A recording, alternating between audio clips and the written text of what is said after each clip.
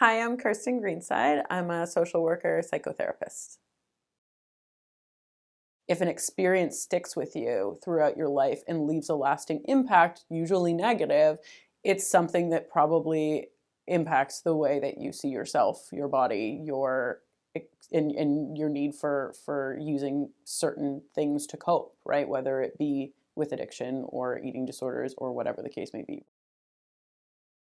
It's socially acceptable to diet. It's socially acceptable to exercise. So people don't actually identify that some of their disordered habits are problematic because they're celebrated, right? So people are like, oh, you're exercising, oh, you're dieting, good for you.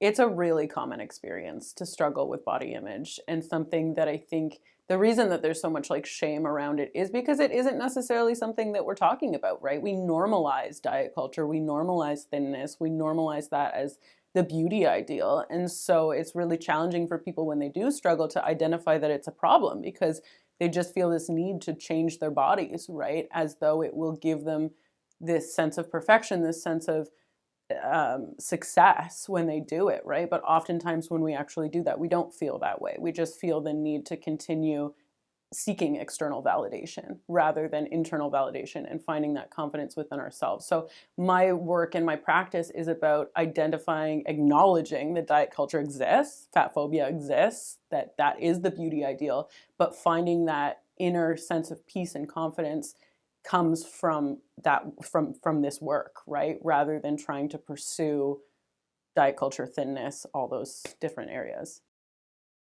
I am not really, with eating disorders, strangely enough, focused on what you're eating or how often you're eating, right?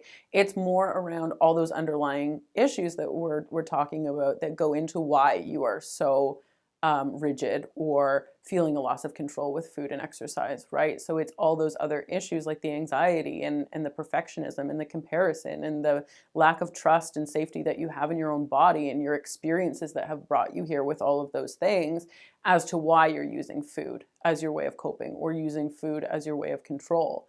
It's those issues rather than the specifics around what are you eating, what are you having for breakfast, right? That's where a dietitian comes in, and they're great for that, but that's not my focus. My focus is the trauma informed care as to why this is an issue for you to begin with, right?